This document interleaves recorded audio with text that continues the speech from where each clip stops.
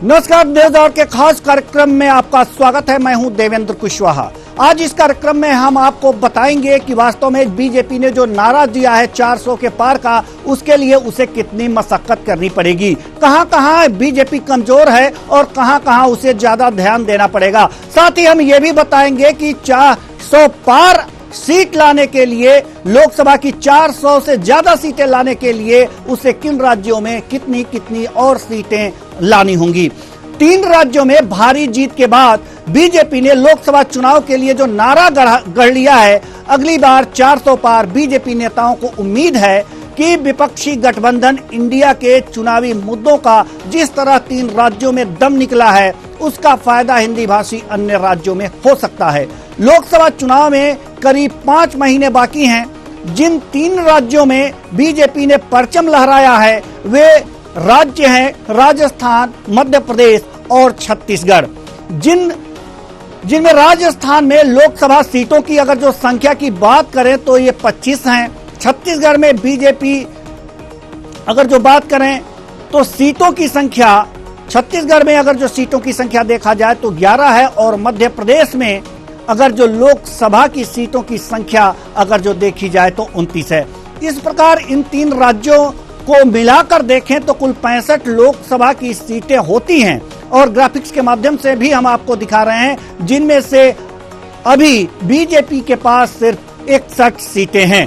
तो आपने देखा कि जो 61 सीटें हैं और भिन्न भिन्न राज्यों में भिन्न भिन्न जो है, मध्य प्रदेश की अगर जो बात करें तो यहाँ पर मध्य प्रदेश की बात करें तो 29 सीटें हैं लोकसभा की, और लोकसभा की ये 29 सीटों में अगर जो देखा जाए तो 28 पर 2019 के चुनाव में जीत दर्ज की थी बीजेपी ने। तो मध्य प्रदेश में भारी है, लेकिन अगर जो देखा जाए राजस्थान की, छत्तीसगढ़ की अगर जो बात की जाए और मध्य प्रदेश की संयुक्त रूप से, तो कुल जो लोकसभा की सीटें अगर जो आपको दिखाई गई हैं तो इनमें अगर जो देखा जाए तो 65 लोकसभा की सीटें आती हैं और इन 65 लोकसभा की सीटों में जो है 61 सीटों पर बीजेपी है। यानी कि स्थितियां जो हैं वो अभी 4 सीट अगर जो और जीते तो पूरे तीनों राज्यों को समेट सकती है। लेकिन इस बार क्या स्थिति होगी, क्या रणनीति होगी और क्या इन जो 4 सीटें नहीं पाई है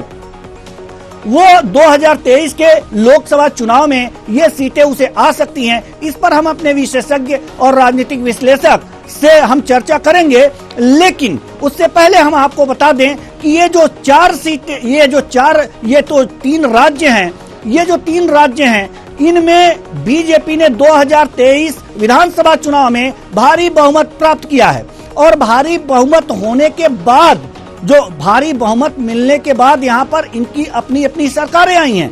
सरकारें ये हैं कि अब जहां पर छत्तीसगढ़ में कांग्रेस की सरकार थी, अब बीजेपी की सरकार आ गई है, और राजस्थान में कांग्रेस की सरकार थी तो वहां पर बीजेपी की सरकार आ गई है। मध्य प्रदेश में इससे पहले भी यहां पर बीजेपी की सरकार थी और अब भी बीजेपी की सरकार है। अब स्थितियां ये हैं कि इन 3 राज्यों में अगर लोकसभा सीटों की बात करें तो इन 3 राज्यों की लोकसभा सीटों की संख्या जो है, एक बार फिर हम आपको बता दें कि 65 है और इस पर अगर जो देखा जाए तो 61 सीटों पर 2019 के लोकसभा चुनाव की अगर जो बात करें तो यहाँ पर 61 सीटों पर काबिज है। अब हम बात करते हैं दूसरे की तरफ चलते हैं। अगर कुल हिंदी भाषी प्रदेश जो कौन कौन से हैं, बिहार है, यूपी है, राजस्थान है, छत्तीसगढ़ है, मध्य प्रदेश है, दिल्ली, झारखंड, हरियाणा, हिमाचल प्रदेश और उत्तराखंड, ये हिंदी भाषी क्षेत्रों की बात करें, राज्यों की बात करें तो सभी राज्यों को मिलाकर 193 सीटें हैं। इन राज्यों में 177 सीटों पर बीजेपी का कब्जा है। यानी कि आप 400 पार का जो नारा आप दे रहे हैं बीजेपी, यहाँ ये किस स्थान पर, जो हिंदी भाषी क्षेत्र हैं, और ये जो देखिए जो लोकसभा, जो विधानसभा के चुनाव हुए हैं, राजस्थान हिंदी भाषी क्षेत्र और छत्तीसगढ़ हिंदी भाषी क्षेत्र, और अगर जो ये देखा जाए मध्य प्रदेश हिंदी भाषी क्षेत्र, इन हिंदी भाषी क्षेत्रों में इन्हें आशातीत सफलता मिली है।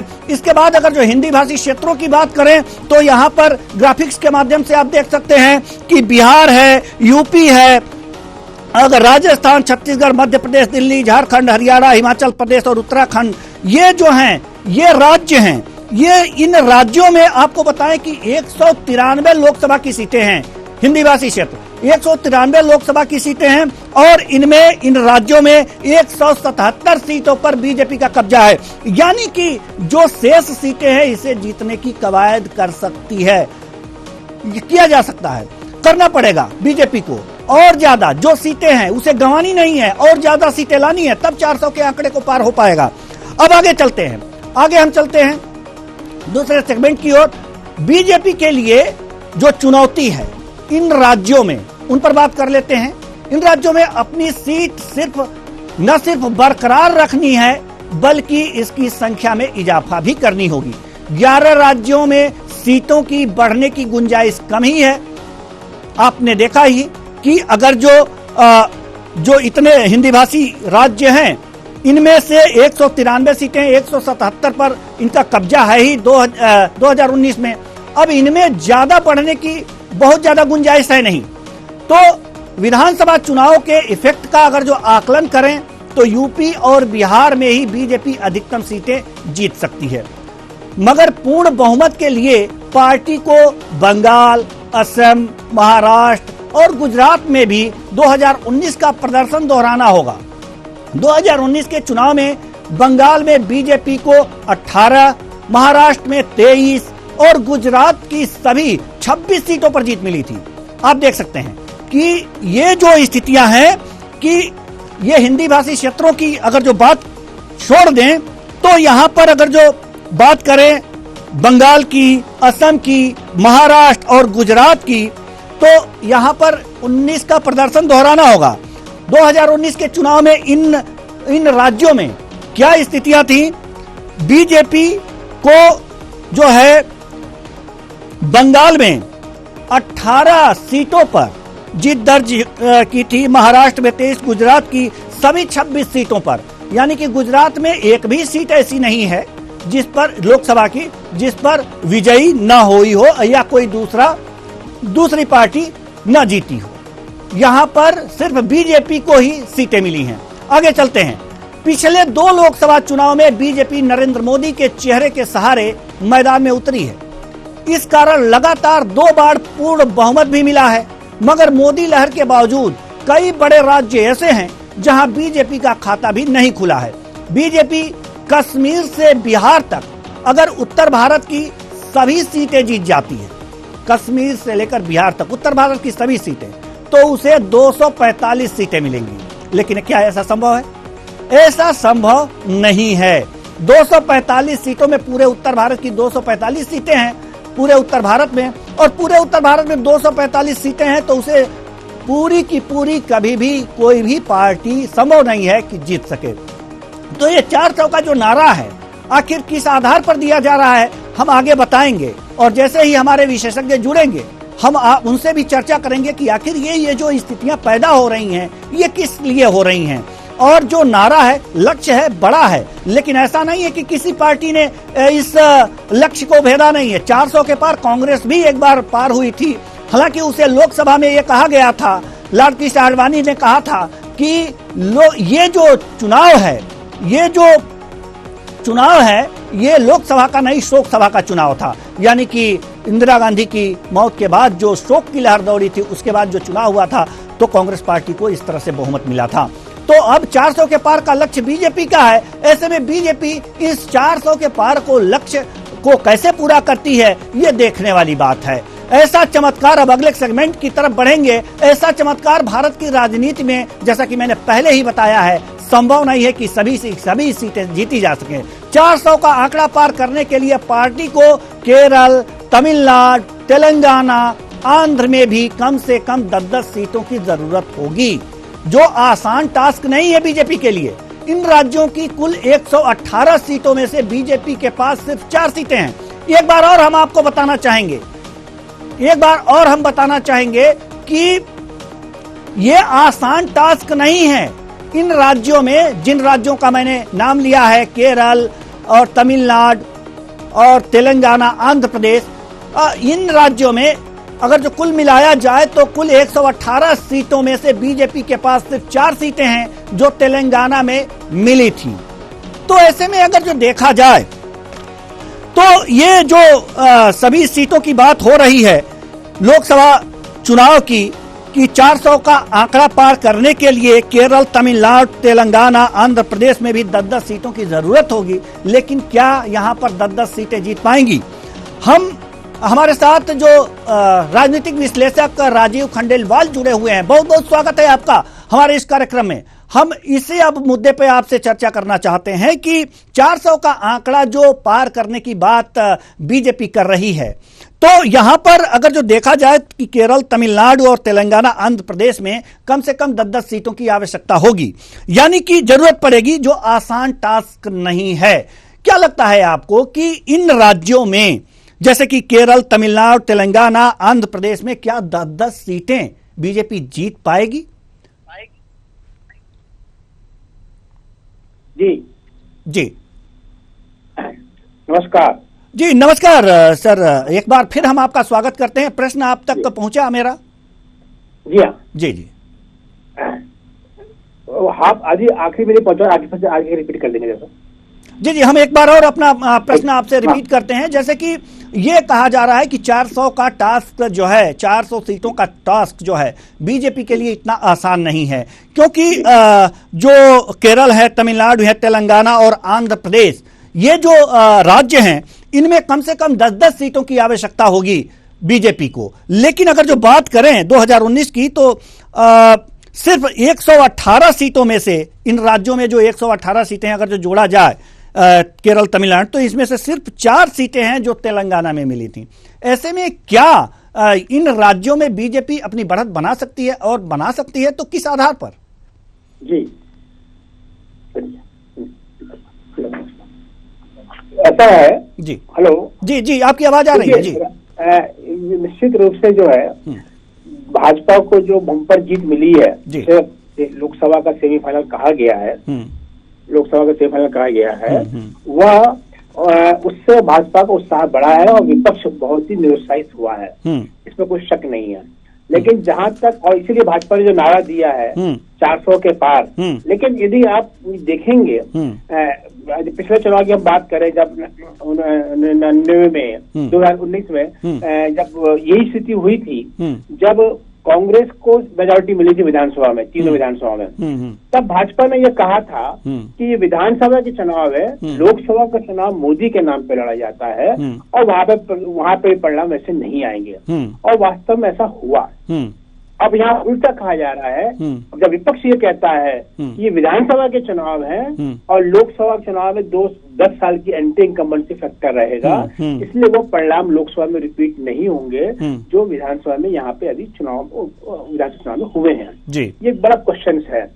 अब ये तो तय समय ही करेगा, जुलाई जब जून में चुनाव होंगे 2024 में, लेकिन निश्चित रूप से 400 का टारगेट यदि भाजपा ने दिया है, अभी तो बड़ा मुश्किल ये है कि सवाल तो ये आता है कि क्या एनडीए जो पिछला इतिहास जो सरकार में पिछले 2019 में सीटें बढ़ी थी 2014 की तुलना में, क्या वो उसको मेंटेन कर पाएंगी या बढ़ पाएंगी, या भाजपा की सीटें 250 से कम होके कहीं एनडीए पे खतरा नहीं होगा, ये बड़ा प्रश्न इसमें है।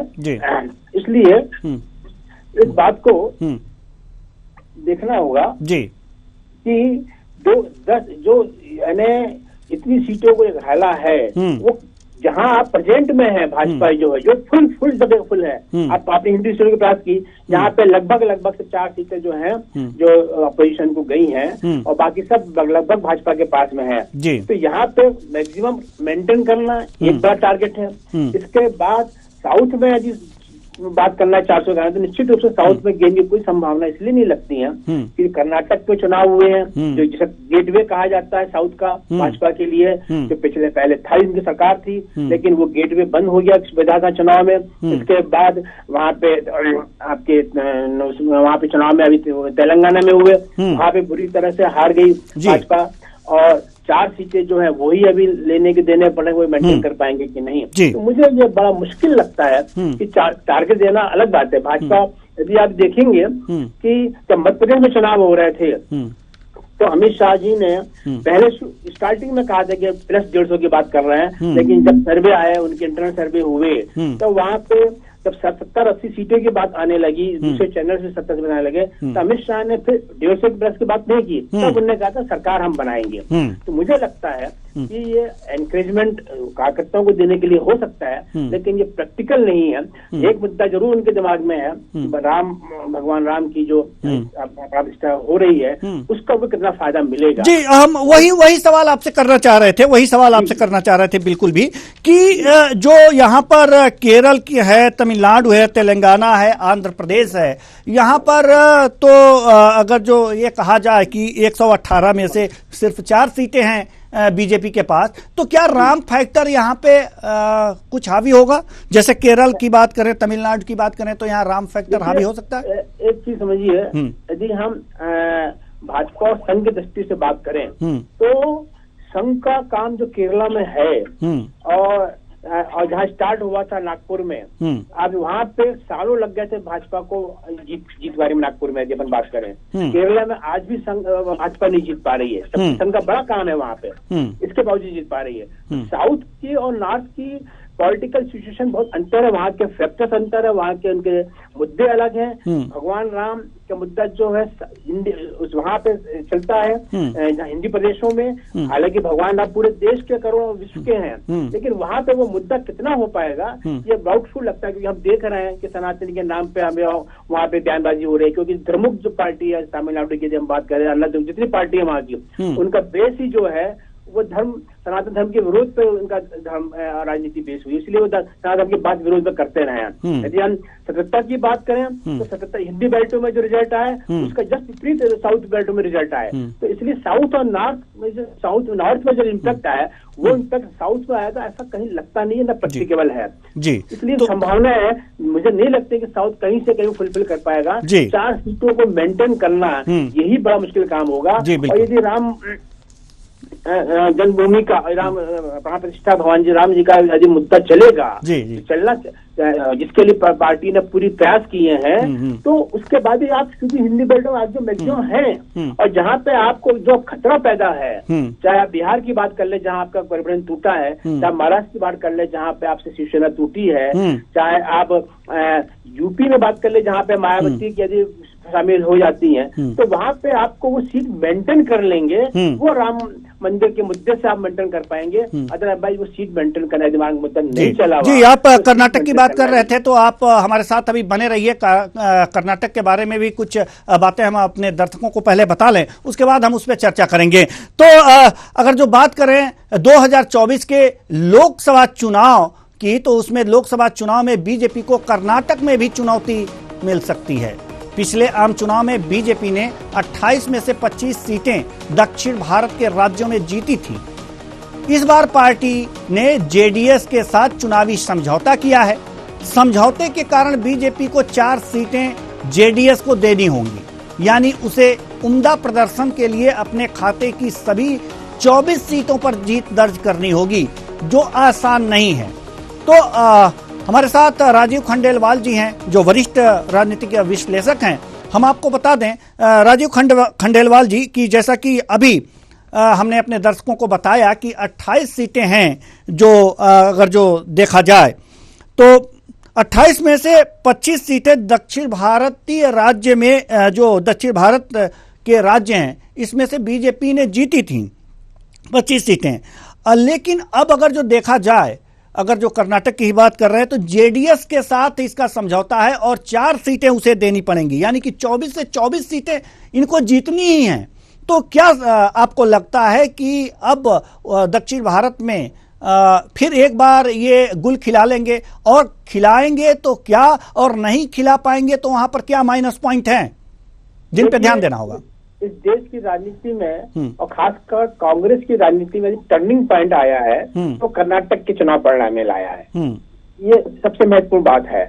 कर्नाटक में चुनाव में कांग्रेस ने जिस तरीके से लड़ा, जिस सूझबूझ और जिस ताकत से और पूरी शक्ति वहाँ पे, ये बड़ी बात है कि जहाँ से कर्नाटक से ही उनके राष्ट्रीय अध्यक्ष मल्लिकार्जुन खड़गे साहब हैं, उसके बावजूद वहाँ के 2 नेता जिनके जो दोनों सीएम के दावेदार थे, उनमें जो कोऑर्डिनेशन बैठाया गया खड़गे जी द्वारा, और इसके विपरीत भाजपा ने जहाँ पे जो बड़े नेता थे उनको, जो पूर्व चीफ मिनिस्टर रहे उनका उनने वो उपयोग नहीं किया, उनको इम्पोर्टेंस नहीं दी, उसका खामियाजा भाजपा को स्थानीय जो कहा जाता है कि भाजपा की हार का बड़ा कारण स्थानीय नेतृत्व को इम्पोर्टेंस न देना और कांग्रेस की जीत का कारण स्थानीय नेतृत्व को पूरी इम्पोर्टेंस देना राष्ट्रीय अध्यक्ष होने के बावजूद। इसलिए कर्नाटक के चुनाव बड़े महत्वपूर्ण होते हैं। सवाल जेडीएस का है।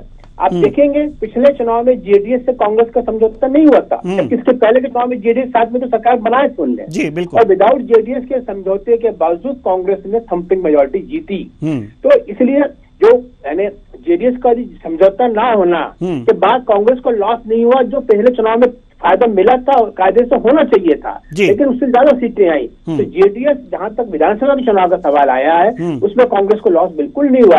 अब जेडीएस के हाफ पोर्शन जो है, पहले वो डायरेक्ट लड़ी चुनाव ट्रिंगुलर फाइट थी, अब वो भाजपा के साथ जा रही है, तो क्या अपने वोटों को वो भाजपा में कन्वर्ट कर पाएगी, ये बड़ा प्रश्न है। क्योंकि कई नेता जो हैं जो आप भी जानते हैं इस समझौते से नाखुश हैं और कई महत्वपूर्ण नेताओं ने पार्टी छोड़ी है वहाँ। तो इसलिए ये फायदा होना और 24 सीटें जीतना आज की परिस्थितियों में, जब वहाँ पे दोनों सरकारें मिलके, दोनों नेता कांग्रेस के मिलकर उप मंत्री और मुख्यमंत्री मिलकर अच्छा काम कर रहे हैं, ये मुझे मुश्किल लगता है कि वो सरकार रिपीट होगी वहाँ पे। कितने बड़े मुद्दे वहाँ पे आ जाएंगे।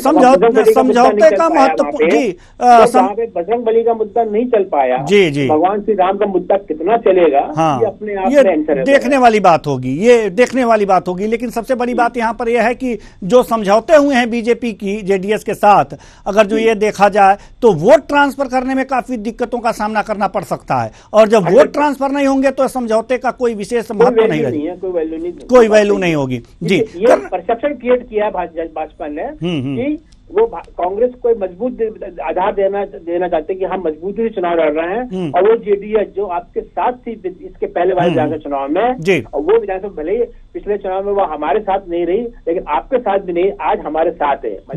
कहा जाता है पहले ग्रीन सिग्नल में थी जेडीएस इसके पहले चुनाव में, उसके बाद वो येलो सिग्नल में आई और अब रेड सिग्नल में आ गई। जी, रेड सिग्नल में आ गई। जी, कांग्रेस को दिखाना चाह रही भाजपा। बिल्कुल बिल्कुल बिल्कुल। तो हम अगले सेगमेंट की ओर आगे बढ़ते हैं। आप हमारे साथ बने रहिए खंडेलवाल साहब। तो कर्नाटक की सत्ता बदलने के बाद राज्य की राजनीति में कांग्रेस की दखल बढ़ी है।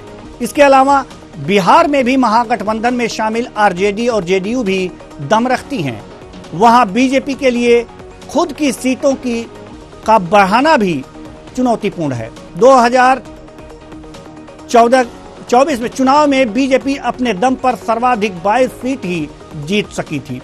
तो 2014 की अगर जो बात करें तो अपने दम पर यहाँ पर जो बीजेपी है, जो बिहार की बात हम कर रहे हैं, कि अपने दम पर सर्वाधिक 22 सीटें ही जीत पाई थी। लेकिन अगर जो देखा जाए तो यहाँ पर इस समय अगर 2019 के चुनाव को देखा जाए और उसके बाद की स्थितियों को देखा जाए, जो एनडीए था उससे अब जेडीयू अलग है, और दिक्कत यहाँ पर यह आ गई है कि वहाँ बीजेपी शायद अकेली पड़ गई है मुख्य रूप से। राजीव खंडेलवाल जी, बिहार की राजनीति में क्या स्थितियां हो सकती हैं अगर जो जेडीयू इनके साथ थी और जेडीयू अब साथ नहीं है, तो सीटें बढ़ा पाना क्या मुश्किल नहीं होगा बिहार में? देखिए, इस समय देश में सर्वाधिक चर्चा का विषय कोई है तो बिहार की राजनीति है जी। क्यों कि जो इंडिया गठबंधन बना है और आगे जो एनडीए वर्सेस इंडिया होगा, उसमें सबसे महत्वपूर्ण भूमिका जो रही है वो नीतीश कुमार की रही है, जो बिहार के चीफ मिनिस्टर रहे, जिन्होंने भाजपा के साथ पिछले बार चुनाव लड़ा था, 22 सीटें जीत के आई थी भाजपा। अब उसके बाद से स्थिति में बहुत बदलाव आया है। नीतीश कुमार उनको छोड़ चुके हैं, लेकिन भाजपा जो एक समय एक भी उनके साथ कोई भी एक ऐसा स्टेट था जहां अकेले भाजपा थी जो छोड़ने के बाद, लेकिन बाद की स्थितियों में और अभी चुनाव आने तक वापस दो पार्टियां जो हैं जिन्होंने भाजपा को छोड़ा था वो उनके साथ ज्वाइन हो गई हैं। जितिन कुमार राजी की पार्टी है, मुकेश कुमार जी की, और एक और मैं नाम भूल रहा हूँ, तीन पार्टी जो वापस उनके साथ ज्वाइन किए हैं। और इसलिए कि वो स्थिति उतनी वक्त दिख रही थी उतनी नहीं दिख रही, लेकिन 22 सीटें जो जीती गई हैं, निश्चित रूप से आप ये पहला प्रदेश है, एकमात्र प्रदेश है जो देश का जहाँ पे भाजपा का मुख्यमंत्री कभी भी नहीं बन पाया है। इसलिए इस बात को ध्यान में रखने की आवश्यकता है कि वहाँ पे हमेशा वो मतलब जिसे कहते आधार किसी सहारे पे ही भाजपा वहाँ पे चुनाव लड़ती रही है, जीतती रही है। अब चूंकि बड़ा सा आधार जो सहारा था, भले नीतीश कुमार को सीटें कम मिली है पिछले चुनाव में यदि भाजपा की तुलना करें, लेकिन उनका वोट बैंक के आधार पर ही भाजपा ने वो जीत प्राप्त की थी। और नीतीश कुमार देश के एकमात्र कुर्मी नेता हैं जिनका पूरे देश में प्रभाव है, और चूंकि मुझे लगता है कि उनको संयोजक बनाया जाएगा और आगे पीछे वो प्राइम मिनिस्टर के संयोजक होने का दावेदार हो सकते हैं, तो उस कारण से भी भाजपा को बिहार में नुकसान हो सकता है। यदि नीतीश कुमार संयोजक नहीं बनाए जाते हैं तो नुकसान भाजपा को फिर कम होगा, कहीं ना उसकी वो जी बिल्कुल बिल्कुल बिल्कुल। इसलिए बिहार में भी 22 सीटों को कवर करना आज की स्थिति मुश्किल है, लेकिन भाजपा ये जरूर प्रयास में कर रही है और कुछ हद तक सफल हो सकती है, उसकी सीटें कम लॉस हो। यदि आज की परिस्थितियों में तीनों जो छोटी छोटी पार्टियां थी, लेकिन जिसको उन्होंने अपने साथ में रखा है, यदि वो चुनाव तक और पासवान की पार्टी के दोनों गुटों को साथ करके अपना रखेंगे तो कुछ फायदा उनको जरूर हो सकता है। अपनी सीट लॉस होने में उनको अपने लॉस को कुछ कम कर सकते हैं, लेकिन लॉस तो निश्चित रूप से होना तय है। जी लॉस होना तय है। अब हम रुख करेंगे विभिन्न राज्यों की ओर, जहां पर ये देखेंगे कि 2019 के लोकसभा चुनाव में उनकी सीटें क्या थीं और अब क्या है, अब कितनी चाहिए। हम एक एक करके हम बताते जाएंगे। अब उत्तर प्रदेश में 80 लोकसभा की सीटें हैं, 62 पर 2019 में थी और 72 सीटें 2024 में लानी होंगी, यानी कि 10 ज्यादा लानी होंगी। महाराष्ट्र में 17 ज्यादा लानी होंगी, बिहार में 17 ज्यादा लानी होंगी, क्योंकि बिहार में 17 ही सीटों पर बीजेपी है। आंध्र प्रदेश में एक भी सीट नहीं जीत पाई है, तमिलनाडु में एक भी सीट नहीं जीत पाई है, और कम से कम यहाँ 10-10 सीटें तो लानी ही आवश्यक है। और पश्चिम बंगाल में अगर जो ये देखा जाए, जो हमने विश्लेषण किया है, देखा है, तो इसमें अगर जो देखा जाए कि 42 सीटें हैं, इसमें भी कम से कम 12 सीटें पश्चिमी बंगाल में भी आनी चाहिए। 18 2019 में है। आप देख सकते हैं यहाँ पर आंध्र प्रदेश और तमिलनाडु की अगर जो बात करें तो ये आप देख सकते हैं, पश्चिम बंगाल की अगर जो बात करें तो ये भी देख सकते हैं कि यहाँ पर कितनी सीटें हैं। अब मध्य प्रदेश की अगर जो बात करें, अब दूसरे ग्राफिक्स में ये मध्य प्रदेश भी होगा, तो मध्य प्रदेश में 29 हैं, 28 हैं, यहाँ एक सीट जीतनी है इनको। कर्नाटक में 28 सीटें हैं, 25 19 में जीती थी, यानी कि 22 सीटों पर अभी कब्जा है। तो यहाँ अगर जो कर्नाटक में 22 का 22 ही बनी रहे तो अभी बेहतर है। गुजरात की अगर जो बात करें तो 26 सीटें जीती हैं गुजरात में, और राजस्थान की बात करें तो 25 सीटें, और इसमें 24 सीटें 2019 में जीती हैं, यानी कि एक सीट और बढ़ानी होगी। यहाँ 400 पार करने के लिए एक सीट और बढ़ानी होगी। उड़ीसा की अगर जो बात करें तो 21 लोकसभा की सीटें हैं, 8 सीटें इन्होंने जीती थी यहाँ पर, और कुल मिलाकर के 15 सीटें यहाँ पर जीतनी होंगी। 21 में से 15 सीटें जीते, यानी कि 7 सीटें जो हैं यहाँ पर इनको और बढ़ानी पड़ेंगी बरकरार रखते हुए। केरल की अगर जो बात करें तो यहाँ पर शून्य है, सिफर है, 10 सीटें कम से कम जीतनी होंगी 20 में से। और तेलंगाना की अगर जो बात करें तो 17 जो सीटें हैं इनमें लोकसभा की 4 इसमें से जीती हैं, और 17 में से 8 अगर जो 2024 में जीतेंगी तो 400 के पार का सपना पूरा हो सकता है। असम की अगर जो बात करें तो 14 और 9 19 में जीती हैं, 12 कम से कम यहाँ पर जीतनी होंगी 14 में से। झारखंड में अगर जो बात करें तो 14 सीटें हैं, 11 जीती हैं। यहाँ पर भी अगर जो एक और ज्यादा जीत लें तो 400 के पार वाली इनकी जो नारा है उस पर ध्यान दिया जा सकता है, उसे बेहतर बताया जा सकता है। लेकिन सवाल यहाँ पर यह है कि इतनी सीटें कैसे जीत पाएंगे। बात अगर जो करें पंजाब की तो यहाँ पर पंजाब में 13 लोकसभा की सीटें हैं, 2 सीटों पर इन्होंने कब्जा जमाया था 19 में, और इस समय आम आदमी पार्टी की सरकार है। इस पे बात करेंगे अपने राजनीतिक विश्लेषक खंडेलवाल जी से। राजीव खंडेलवाल जी हमारे साथ जुड़े हुए हैं।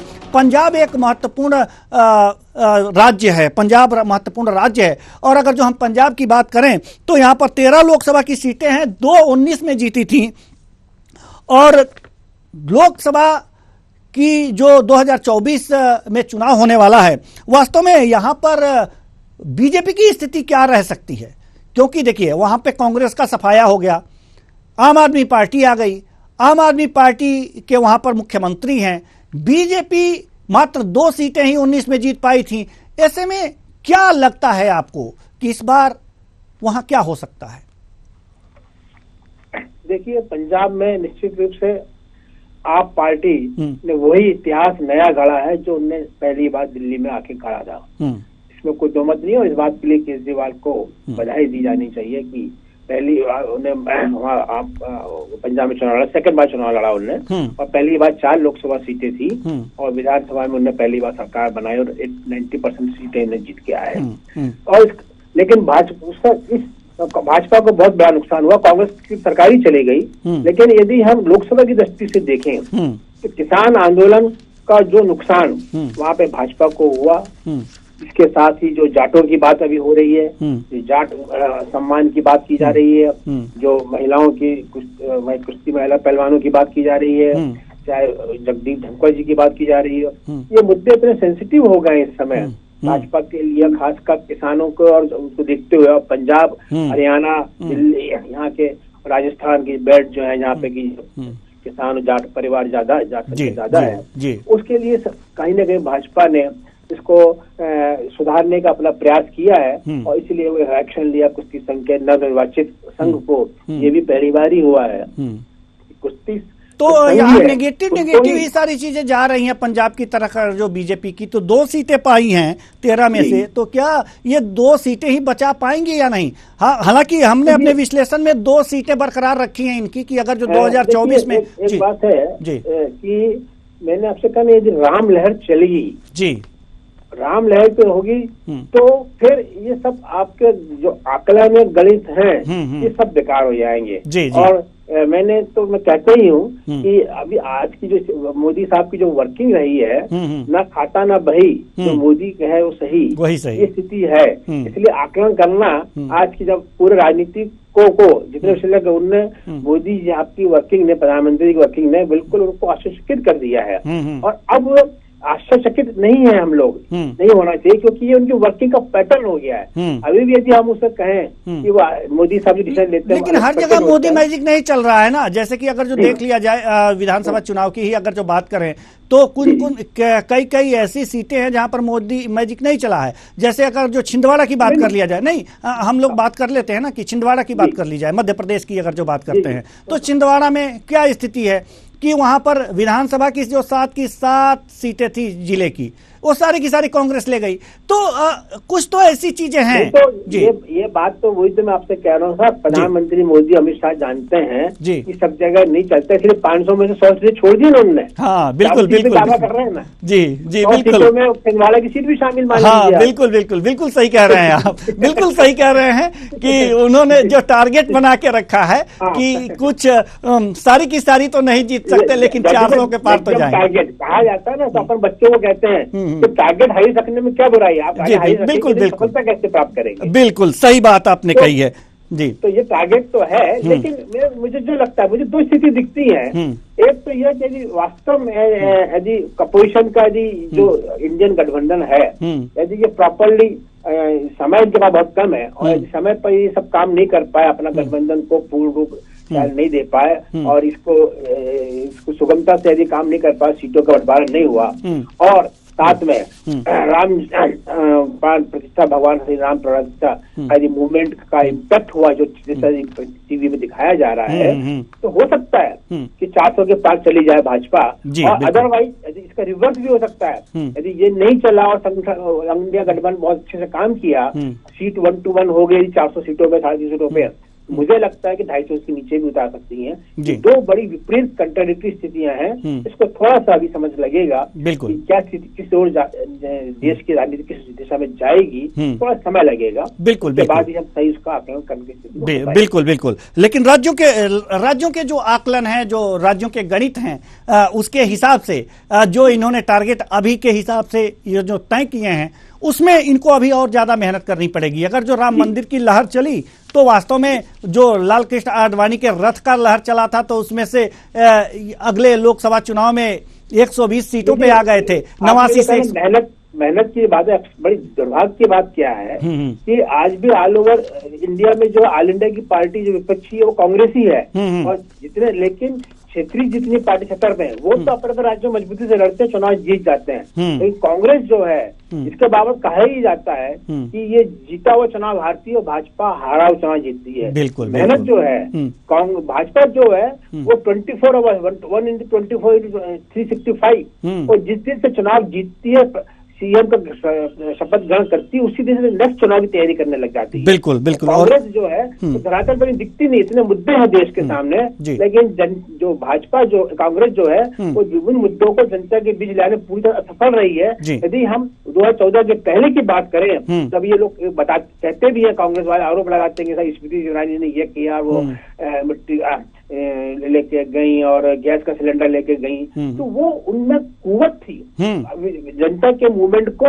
जनता के मुद्दों को जनता के बीच में ले जाने की। आपके पास वो कुव्वत नहीं, आपको संगठन नहीं है, वो विल पावर नहीं है, वो क्षमता नहीं है, वो संगठन क्षमता नहीं है आपके पास, इसलिए आप फेल हो रहे हैं। और इसलिए मुझे जो लगता है कि भाजपा सब ऑफ के बाद भी विपरीत परिस्थितियों को उसको फेवर में करना आता है, इसलिए भाजपा को कितनी भी विपत्तियों हल्के में लेना विपक्ष के लिए नुकसानदायक हो सकता है। जी बिल्कुल। अब हम कुछ और राज्यों के बारे में भी आपको बता दें, अवगत करा दें अपनी, जो पंजाब के बाद अगर जो छत्तीसगढ़ की बात करें तो छत्तीसगढ़ में 11 सीटें, 9 पर काबिज, यानी कि 2 और चाहिए हरियाणा की। आप हमारे साथ बने रहिए खंडेलवाल साहब, हमारे साथ बने रहिए। दिल्ली की अगर जो बात करें तो 7 की 7 सीटें जो हैं, 7 की 7 सीटें लोकसभा की बीजेपी के खाते में, और वो बरकरार रखना पड़ेगा। जम्मू और कश्मीर की अगर जो बात करें तो यहाँ पर 5 में से 3 सीटें इन्होंने जीती थी, तीनों पर कायम रहना होगा। उत्तराखंड की 5 लोकसभा सीटों पर ये कायम है और अब कायम रहना होगा। हिमाचल प्रदेश की 4 सीटें अगर जो बात करें हिमाचल प्रदेश की, तो इनकी 4 सीटों लोकसभा की सीटों में 4 पर 19 में थी और 4 पर कायम रहना होगा। 4 सीटें जीतनी होंगी 2024 में भी। लेकिन हिमाचल प्रदेश में अगर जो विधानसभा के चुनाव हुए हैं उसमें जो कांग्रेस की जीत हुई है तो इसमें सीटों का गणित गड़बड़ हो सकता है। अरुणाचल प्रदेश की बात करें तो 2 सीटें हैं, दोनों पर बीजेपी है और दोनों पर कायम रहना होगा। गोवा की 2 सीटें, एक पर बीजेपी है और एक जो है और सीटें इन्हें जीतनी पड़ेंगी। त्रिपुरा की 2 सीटें, दोनों पर बीजेपी हैं और दोनों पर कायम रहना होगा। मणिपुर की स्थिति अगर जो बात करें तो 2 सीटें हैं, एक जीती हैं 19 में और एक और जीतनी होंगी। अगर जो देखा जाए मेघालय की तो यहाँ पर 2 सीटें हैं, बीजेपी एक भी नहीं जीत पाई है, लेकिन इस बार मेघालय में कोशिश करके एक सीट तो 400 पार के लिए जीतना ही पड़ेगा। अंडमान निकोबार द्वीप समूह की बात करें तो 1 सीट है और इस पर बीजेपी ने जीत हासिल नहीं की है और यहाँ पर जीत हासिल कर भी नहीं सकती, तो नहीं कर सकती तो ना करे, मेहनत ना करे, दूसरे जगहों पर मेहनत करे। चंडीगढ़ की 1 सीट, 1 पर बीजेपी 2019 में है और 2024 में उसे 1 पर कायम रहना होगा। लद्दाख की बात करें तो 1 सीट है, 1 पर कायम रहना होगा और कायम रहना होगा क्योंकि 2019 में भी ये सीटें जीती गई थी। दादर नगर हवेली की बात करें तो 2 सीटें हैं और यहाँ पर एक 2019 में ये जीती थी, एक ही जीत ले उसे ही कायम रखें, कायम रहेंगे 400 पार। नागालैंड की 1 सीट 2019 में एक भी नहीं आया था हाथ में, यही 1 सीट, तो इसमें 1 सीट तो आपको जीतनी होगी। पांडिचेरी की बात करें तो यहाँ भी 1 ही सीट है, 19 में नहीं जीत पाए थे यह सीट और इस बार जीतना ही होगा। मिजोरम, लक्षद्वीप, सिक्किम में 1 सीट है, 2019 में एक भी नहीं आया था हाथ में, इस बार आपको जीतना ही पड़ेगा। तो एक तरह से ये कह सकते हैं कि एक अंतिम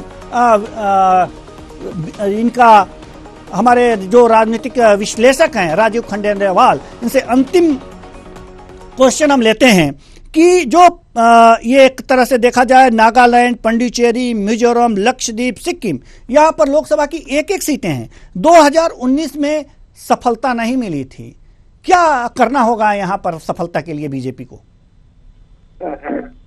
देखिए, जहाँ तक नॉर्थ ईस्ट स्टेट का सवाल आता है, मणिपुर आपको मालूम है देश का बड़ा ज्वलंत मुद्दा रहा है और आज तक प्राइम मिनिस्टर साहब हमारे संबंध एक शब्द नहीं बोले हैं और अपोजिशन ने निश्चित रूप से इस मुद्दे को जगा के रखा है।